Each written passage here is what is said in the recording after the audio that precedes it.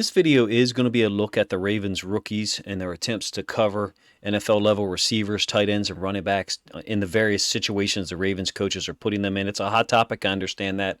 Clearly, I would like people to watch the video, but I'm going to be honest with you. I'm going to expand this to a wider net, a wider examination than just the Ravens rookies. I'm gonna take a look at least three, maybe four other NFL corners in this video and compare their level of play and some of the things they're doing and some of the yards they're giving up to situations that JAD, Pepe, and even to a lesser extent Kyle Hamilton are being put in. And I'm also going to have some commentary about Brandon Stephens and some film to show because, no, he's not a rookie, but he is in his second year. And he did make the transition to defense while at his second college. I think he played running back at UCLA, I believe, and then transitioned to defensive back.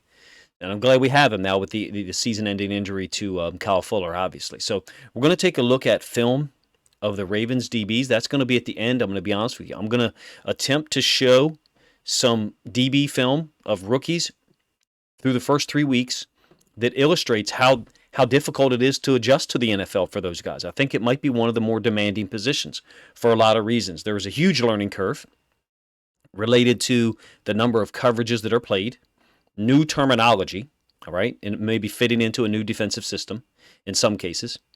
All right, if Dax Hill had gotten drafted by the Ravens, he wouldn't have had to worry about new terminology because he played for Mike, McDonald in college at Michigan. The split field coverages with all the different half field calls that has to be made right before the snap, definitely new terminology. So the learning curve is steep. The speed of the game is faster than college. No matter if you played in the SEC, the Big Ten, or the ACC, whatever.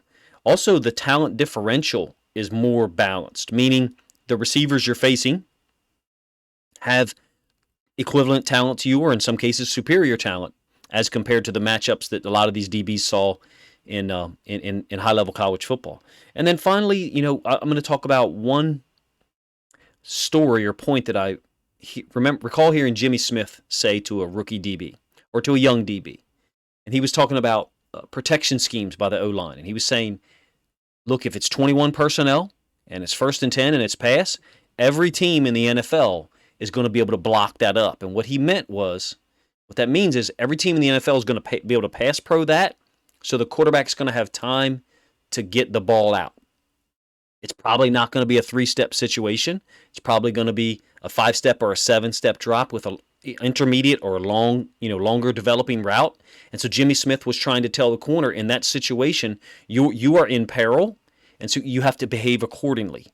You have to understand that the route's going to develop, the quarterback's going to get time, and you might have to make a play there that's further down the field, so that the younger player didn't rush in his brain and didn't try to make things happen faster than they needed to be, because the pass rush was probably not going to get there in that situation. I believe it was 21 personnel, 1st and 10, early down, something like that. Some of you, everybody in here is pretty much well-educated Ravens fans, so you can correct me if I'm wrong on that story or maybe link it up, in the comments section. So what we're going to do is we're going to look at film of other rookie corners from around the NFL. You guys know my affinity for Ahmad Gardner. I think we're going to look at 5 plays of him, generally against the Bengals. Down here against Jamar Chase, it doesn't get any more threatening for a DB than that. And it's a vertical, it's man-to-man. No, Gardner doesn't look as smooth as maybe we would expect, but he makes the play. It's a stop. Now, pre-snap. All right, let's look at what's going on. Gardner is the outside corner. You've got the nickel, Michael Carter II, who's going to blitz, and then you've got the deep safety. It looks like 3 over 2, right? You got 3 defenders over 2 receivers. Well, no. Michael Carter II is going to blitz. There's some communication that just happened, and I think what the communication between Carter and Gardner was, hey, I'm blitzing, I'm leaving. So that means the safety's going to have to handle this guy by himself, which, is a trickle-down effect. That means you've got to handle a vertical, a go, a post by Chase by yourself. And Ahmad Gardner has an athletic ability to do that. There's going to be some other plays that I shouldn't say paint him in a negative light because I think he's playing exceptional. I would say he's the rookie corner who has adjusted the best.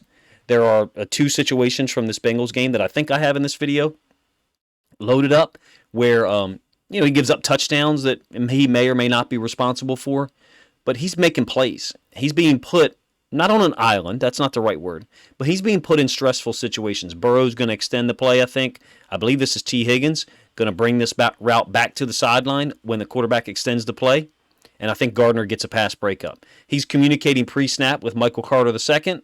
I think he's communicating about the drag, the under from Chase from the other side, because that's the route that ends up coming here, and Michael Carter II ends up defending. So in my opinion, and I've said this many times, like Gardner's not just a high-level man defender. Gardner's not just an exceptional zone defender. It's not that he has the athletic ability to defend people, which you can see here. I know he gave up a touchdown later on, but he's got the pre-snap awareness and the intelligence. Complete package. It's unfair for us as Ravens fans to expect J.A.D., Pepe, Brandon Stevens to defend similar guys with the same level of effectiveness. We'll rewind this back in a minute so you can see all the communication that's happening. They switched this, they being Gardner and Michael Carter II. Look at the communication that's happening here. I'll let this play and then rewind it back a couple of times. Right as the ball snapped, I'm going to rewind it so you can pay attention to those three guys. Now, in college, they may not have had to communicate like that. Why? The talent differential may have been in their favor. Of course, Gardner played at Cincinnati, so I know that, it's not like Cincinnati was more talented than Alabama when they played them. They were not. Alabama was clearly the more talented team. Gardner switches this. He's an elite player for a rookie at this point. They get the number 2 receiver on this little corner route, the number 1 running this in. They switch it. Gardner covers it up. Great coverage, great play, leads to a sack. But let's look at him. He's up here on Chase. He's got the back to his side, so it's B-gun. And they're going to zone this off. So he's going to jump to the outside on Chase. Let Chase release inside to the safety, so you can see the safety has related to Chase, and now the running back is threatening to the flats. And Gardner is aware of that. He sees it. But he's trying to remain depth. He's trying to have some depth so that Burrow can't just throw this to Chase. Unfortunately, what happens is Ahmad Gardner is so aware in the middle of this play, he actually leaves the running back because he thinks that this second Jets defender is going to defend him. Yes, all zone becomes man at some point. So, I understand Ahmad Gardner. He's got high standards for everything. I've never heard the guy talk. I've never spoken to him personally, obviously. But I think right here he understands, this linebacker is going to take the running back. Let me get some depth again and go defend Chase. This is not a play that would be his best play. Certainly not going to be on his highlight reel. Do you apply that to him? I don't know, but it's in an area of the field that Ahmad Gardner would be capable of defending. All right, so you understand, even though I think he's playing at a high level, you're talking about a guy who has given up some negative plays. I thought I had the other touchdown here, but I think I pulled it out because Baldy or somebody did a breakdown of it. It was Gardner allowing Chase to run a slant because he thought him and the linebacker were going to switch. Ended up being an easy touchdown to Chase on the right side of the offense, left side of the defense. All right, now let's talk about Derek Stingley. Another first-round corner. Had a really demanding and difficult day against Cortland Sutton in Week 2. I watched a lot of tape of that, put out a film study of him. Not many people watched it. If you want to check it out, I'll try to link it here in the description. Or I'll try to link it here up above right now. Derek Stingley competed, but Cortland Sutton is an amazing player. He's got great agility, great understanding of where the open space is. He understands he's pushed off Stingley now, and he could not pushed off with his hands, but he's got Stingley pushed off with the threat of the vertical, and now he's going to snap this down back to the outside sideline, and Russell Wilson is already in the middle of throwing the ball. Derek Stingley is incredibly talented. I'm going to show you 2 goal line plays later, one against Sutton, one against Alec Pierce, the 3rd-round draft pick by the Colts, and you get a sense of how talented Stingley is. But in some of these plays, he's given up yards. He's given up catches. Some of them are big catches. You have too much space here given to Michael Pittman. I think Week 1 against the Colts, the game that ended up tied, Pittman's going to push off here with a vertical and then bring it back. And you can see Stingley just provides a little bit too much space. Now, they're also playing a drop cover too, they being the Texans. So they've taken both safeties and they've dropped them down. They've spun them down. I believe this is 1st and 10. It might be 2nd and 10. So you drop cover 2 maybe to get 9 defenders in the box. So what that does is it tells the corners you now have got to have deep relationship to any routes because we've pushed the safeties down. So it makes sense to me that Stingley would give up these yards. Sometimes that's just the reality of a certain play. It is 1st and 10, by the way. I still think Stingley is a little too far off here. Look at the depth that this corner has up here versus the depth that Stingley has, and Stingley's already trying to break on this ball, so he did get too deep on this, but the design of the defense is a drop cover 2, or invert cover 2, whatever you want to call it. So Stingley is told, don't give up the big play here because you do not have safety help in the middle of the field. So he's getting depth a little bit too much, and he gives up a big play. Does it mean these rookies can't cover? No. It just means they're being asked to do a lot of things that maybe in some cases they were not asked to do in college because of their level of talent, the level of talent they were playing against, and probably their pass rush on their team, LSU, Alabama, Cincinnati, the pass rush that their guys were going to generate and not give quarterbacks that much time. Little slant to Cortland Sutton. Derek Stingley challenges it. I think it's a great challenge. They get him for interference with this right hand around the neck. I'm trying to rewind these slowly for you guys so you can see certain things. I mean, I think he's got good relationship. He's there a little early, and the refs rightly call a defensive pass interference. I think he had 2 called him on that day. Might have been 3. Stingley up here against Alec Pierce, the receiver from University of Cincinnati. Kind of a play that Matt Ryan extends a little bit, I think. Stingley looks like he's on him here, then looks like he's lost him, and Pierce would have a lane for Matt Ryan to throw the football, and you can see Ryan is throwing the football in that direction, leading Pierce to the inside. Look at the challenge by Stingley. Yes, he's given up some yards this year. Yes, he's given up some plays, particularly to Cortland Sutton. It doesn't mean he can't play. And I would ask you as a Ravens fan to kind of apply the same thought pattern to some of our young guys. Last one, I think, for Stingley. Up here against, I believe that's Sutton. It certainly looks like him because he's huge. Under center, 13 personnel. So you would think run. Nope, they're throwing a little fade. Great challenge. Now these last 2 plays, though, let's talk about it from a Stingley perspective and even the Ravens DB's perspective. What do they not have to worry about? You don't have to worry about a vertical, because there's only so much field to defend. So in my opinion, it's making him more effective in this situation because there's less vertical field to defend. He's not going to worry about getting depth because he can't give up a short route. He also can't give up a deep route because there is no deep part of the field to throw to. So in my opinion, it makes him more effective. Now, could he play like this across the entirety of the field? No, I don't think he can against Cortland Sutton because Cortland Sutton caught 2 deep balls against him, one of which there was an interference called on. Cortland Sutton, still was able to make the catch. Point being, these young corners, even the top 2 taken in the draft, they're giving up catches. They're giving up yards. They're making plays. They're being given opportunities, consistent opportunities too. All right, third guy I want to talk about. Actually, don't have Kaiir Elam film in here. I was saving that for Sunday morning as a little preview. This is Kyler Gordon, 2nd-round pick, I believe, of the Bears from Washington. He's given up more yards passing than anyone in the NFL, apparently. Now, this is a tough cover. All right, this is Randall Cobb, I believe. Brings this route into the hash. Certainly looks like man here, man, man. And then Cobb is going to bring this route back to the sideline over here where there's all this vacated space. So it's a man beater concept. Whether it was a man beater concept pre-snap, whether it was an adjustment by Rodgers and Cobb and some of the other guys, right as the ball was snapped or post-snap, it's a cool route combination to beat man. So Lazard down here, the number 1, I think is running an in. The number 3, which I think is a tight end, is going up the hash. Cobb is bringing this route in to get Gordon's attention in there, and then bringing this route back onto the open space towards the sideline. It's a man beater designed to go at the number 2. If you can't find Lazard here, you would assume that the safety is going to play on top of this 3 vertical.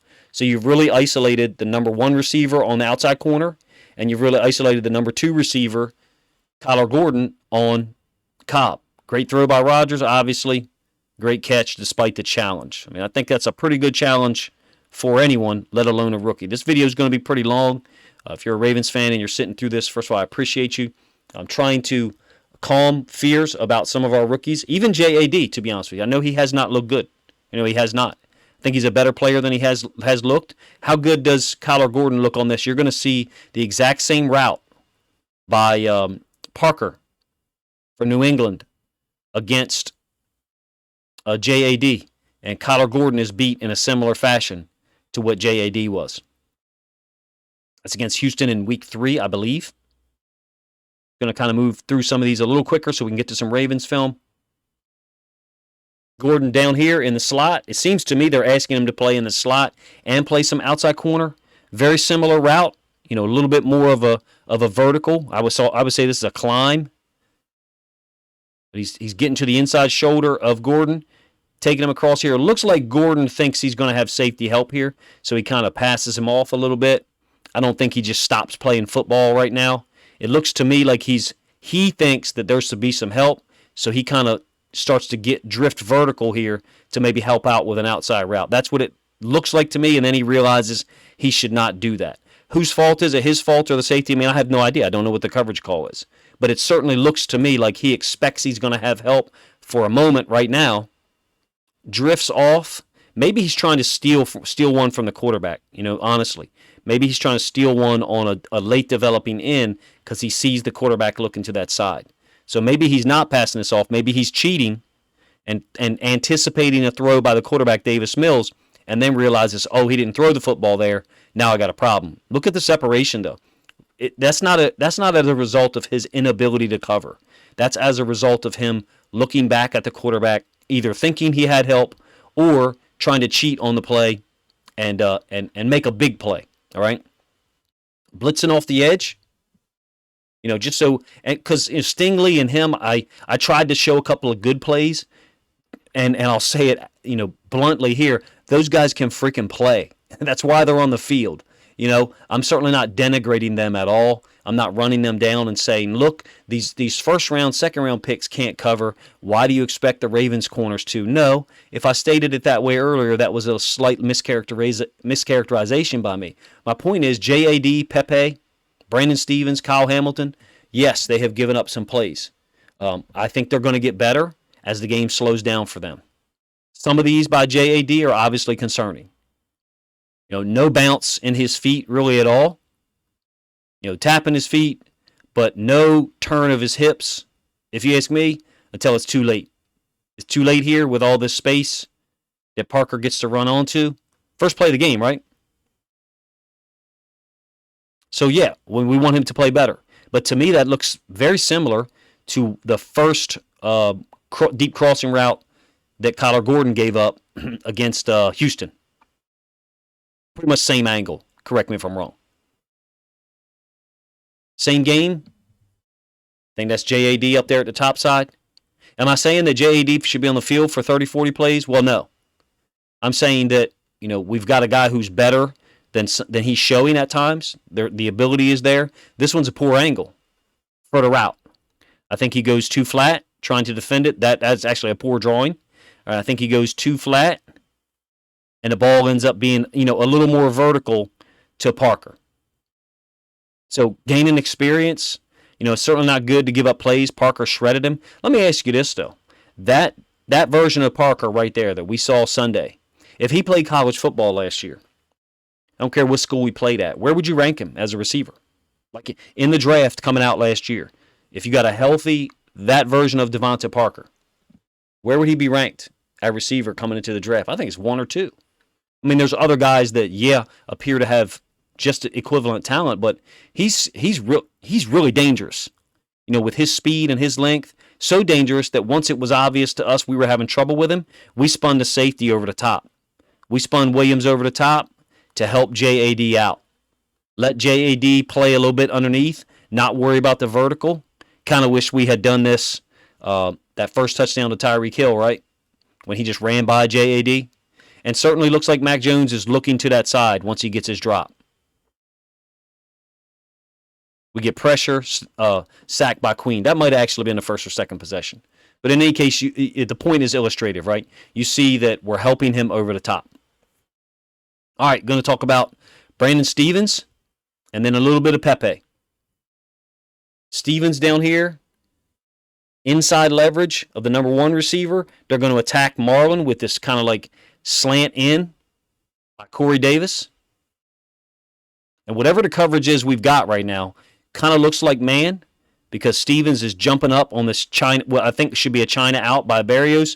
And then look at Marlon. I mean, Marlon's playing at an incredibly high level for us, but he's opened up, chest to the sideline, and Davis is going to use his right foot to bring this back to the inside. Marlon's beat. So 3rd and 9. Every DB gets beat, particularly when you're playing man sometimes. You're going to get beat. The field is very open when you're playing man. Everyone can see that you're beat. So it's very easy to assign blame. I offer to you that JAD, Pepe, Brandon Stevens, Kyle Hamilton, they can all play. To various levels of effectiveness this year, obviously. Going to talk about Hamilton and Stevens. I've already spoke about this play after that game against the Jets. Stevens looks like press man, and he's going to roll out of there, and we're spinning Marcus Williams to center field here, and then we're spinning Hamilton down. Pocket ends up getting collapsed, or Flacco gets out of there, and we've got 2 guys who leave Garrett Wilson. So awareness, not just pre-snap awareness, but an awareness during the play. Garrett Wilson's too talented. Look at the film of Garrett Wilson since this game. Garrett Wilson has shredded people. Game-winning touchdown pass against the Browns, right? Or game-winning touchdown catch. So am I saying that we should absolve our rookies of blame on Stevens? No. I'm just saying it's not surprising to me. The part that's surprising is stuff like this, where we just leave a guy. All zone becomes man at some point. That one was disappointing by Hamilton, if you ask me. He should have locked up in man. Poor eye discipline, inconsistent eye discipline by Hamilton at times, if you ask me. Stevens down here. I don't think this is Bourne. I think that might be Aguilar, but I could be wrong. Maybe it is Bourne. I'm sorry. Some of the Patriots' numbers are hard to see. Maybe 85. Physical, and then when the guy wants to get separation, he does. Very similar to the route that Kyler Gordon got beat on, and it looks to me like Stevens is looking back again, and then eventually there is going to be separation to the side. Mac Jones gets rid of the ball quicker. It's a completion against Marlon Humphrey. That's Aguilar beating Humphrey across the field, by the way. Right here. So he gets separation on him. What does that mean? That Marlon's no good? No. It's a snap. The rules are in favor of the receivers and the quarterback at this point in the NFL, and some of this stuff doesn't surprise me. All right, I think you've got Brandon Stevens here down at the bottom side. Hamilton is not on the field, and I don't think Pepe is either. I love this one. Obviously, Fuller's out now, but I love that we switched this. It looks like Stevens is going to be on Barrios, and then I think that's more that Fuller is covering. You can see Fuller looking right at Barrios. They switch it. This is something the Ravens have not done in the past. Probably wouldn't do this in college. You see what I mean by switch it? Fuller is on Moore on the point man, and then when Barrios breaks for the out, Fuller's going to go with him. That, to me, that's just a natural switch that occurs when you have different levels of receivers, essentially stacked twins. And I think Brandon does a pretty good job. He's very handsy. He's physical.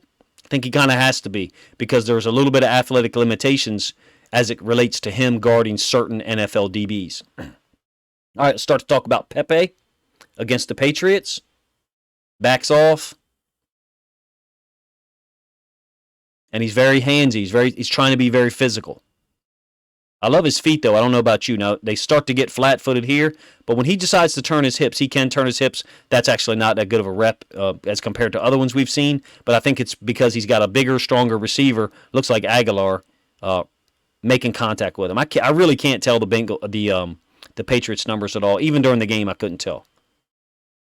I think he understands something, though. We're bringing 5 here.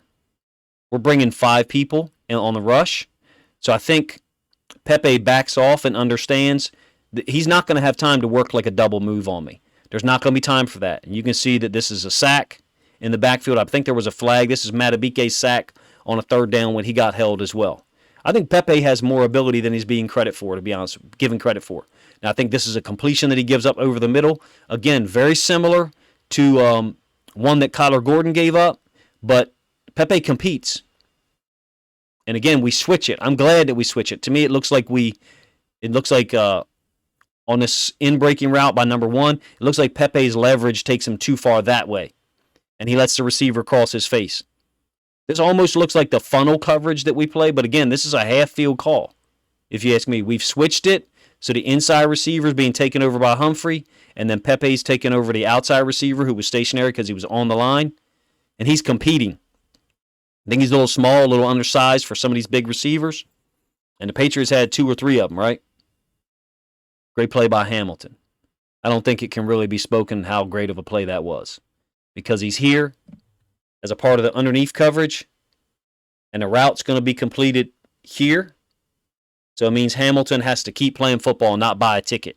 Now, it's the NFL. You would think that no one would buy a ticket. Believe me, it's not true. As much film as I watch, you see 30% of players sometimes don't hustle on that right there because they think he's already downfield and there's nothing I can do to impact it. Pepe in the slot. This is the interception by Peters. I love his feet, and I love when he turns here, he uses his hand on the receiver. You may say, Coach, that's illegal contact downfield. I don't care. Like, teams that win the Super Bowl, they play physical as their DBs play physical. Period. They play physical, and yes, they get called for illegal contact. Yes, they get called for interference at times, but the cumulative effect, if you ask me, cannot be quantified. It cannot be calculated because it forces receivers to make business decisions when they're running their routes. And I love how Pepe plays. Yes, he's giving up yards. He's not a shutdown defender. Neither is JAD, obviously. Neither is Stevens. Neither is Hamilton, for that matter. In the positions that Hamilton's in, where I think he's best in terms of coverage, covering the tight end, he's not a shutdown defender at this point. But I think all of those guys can play. All of those guys can give us something. Last one for Pepe. Again, great challenge on Gesicki. Pepe in the slot against Gesicki. Huge size mismatch, if you ask me. Great throw by Tua, because he had Queen in the throwing lane, but he's throwing this to the bottom side, leading Gesicki out, and Gesicki's just too big, arms too long for Pepe to get there. So that is an athletic mismatch because of the size differential.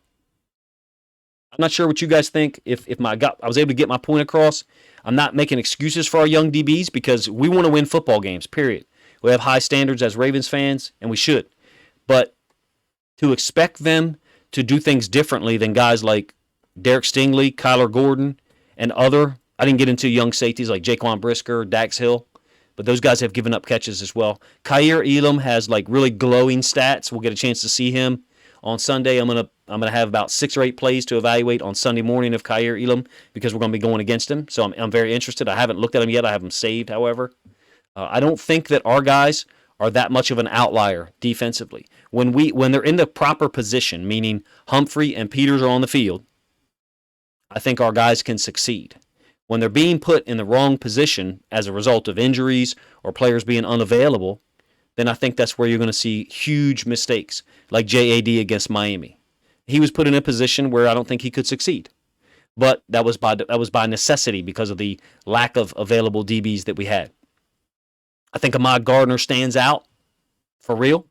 I think he stands out, even though you got 2 touchdowns against the Bengals that I guess you could loosely say should be applied to him because the touchdowns were completed in areas of the field that he will be responsible for. I didn't show you the switch that he tried to do with Jamar Chase and the running back Mixon when him and the linebacker weren't on the same page. I didn't show you that one. You would certainly call that a miscommunication.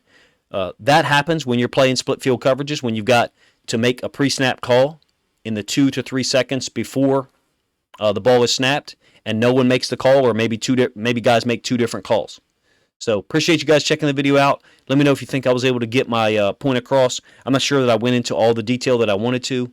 My point was to draw some comparisons to the highest level guys in terms of corners that were drafted and show some of the struggles that they've had. I think it's a stretch to say Ahmad Gardner is, quote, struggling, but he has given up some plays. I think there was a touchdown pass in week 2 that I didn't show because it was a part of a Baldy breakdown, so that would demonetize this content. Appreciate you guys checking the video out. If you think other Ravens fans would like it, let me know. If you think I need to revisit certain elements of this, or if you think there's plays that I missed, timestamp it in the comment. Let me know what you think I missed or what you think I should relook at. Certainly we didn't have the opportunity to get Stingley or to get Gardner. I think we made a smart decision getting JAD, Pepe, and Hamilton for real, because I think they're going to have an impact on this franchise for a long time. I think the athletic ability of Pepe sticks out like a sore thumb, even though he's given up some catches to some bigger guys in situations where he's competing. I like his fire